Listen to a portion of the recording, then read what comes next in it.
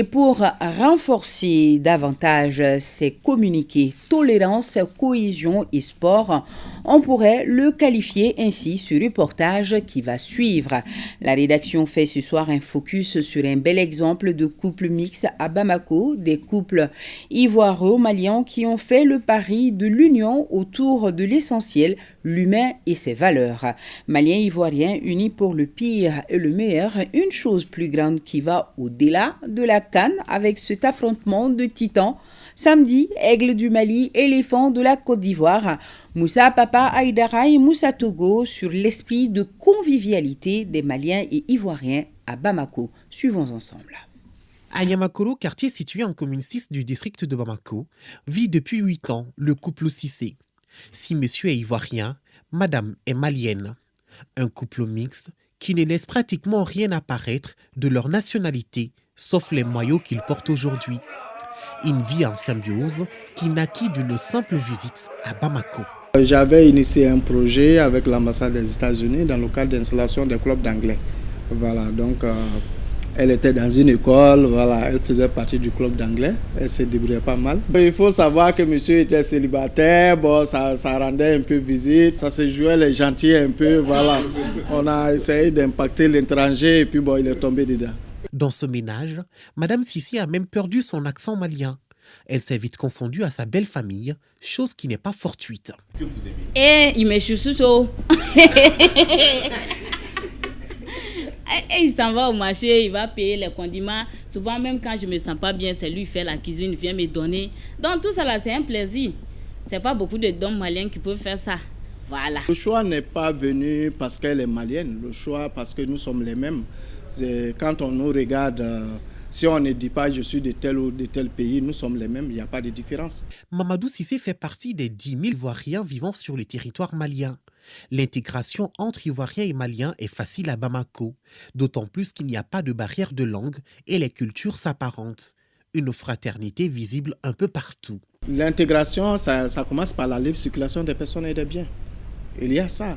Il y a l'ouverture donnée par les autorités. Quand on sonne à la porte, quand un Ivoirien a des soucis, quand je prends le téléphone, j'appelle un commissaire ou une autorité, quand il est disponible pour me recevoir, pour discuter avec moi, pour me faciliter la tâche. C'est ça aussi l'intégration.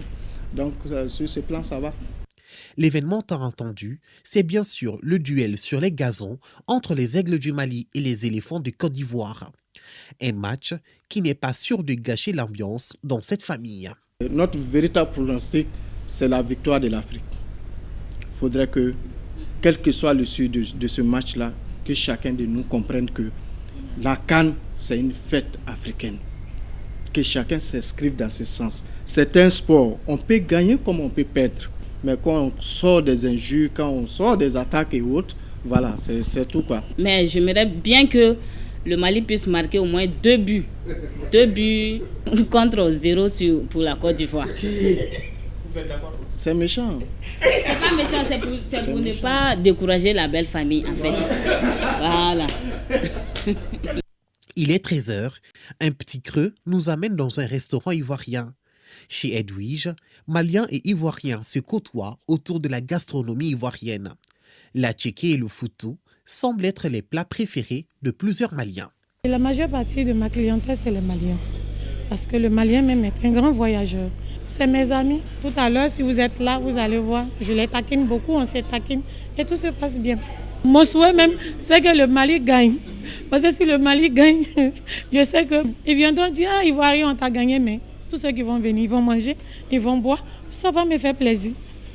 La messe du football africain de ce samedi est surtout convoitée par l'esprit du jeu que par le score. Le samedi, on va sur le terrain du sport. Nous restons à la maison devant nos écrans, c'est dans le cadre du sport. Ne sortons pas de ce cadre du sport. Quel que soit l'issue du match, donnons-nous la main, avançons ensemble, évitons tout ce qui est violence, tout ce qui est injure. Voilà. Les gens comprennent que c'est uniquement un match de football. Ça ne vaut pas le coup d'enflammer et puis d'appeler les gens à d'autres choses qui sont extra sportives. Là, c'est pour jouer, c'est pour s'amuser. On dit aux enfants de ne pas faire palabre. Il n'y a pas de palabre dans ça. Parce qu'on vit toujours au quotidien. Le match, c'est pour quelques minutes seulement. 45 minutes. et puis c'est fini. Après le reste de la vie, on est tous ensemble. Le fair play autour de cette CAN serait une aubaine pour renforcer plus les liens de fraternité entre les deux pays. Quand tu connais l'histoire, quand tu sais que Ofoyi s'est déplacé pour la création du RDA à Bamako depuis 1946, tu dois savoir que ces deux peuples-là sont historiquement liés.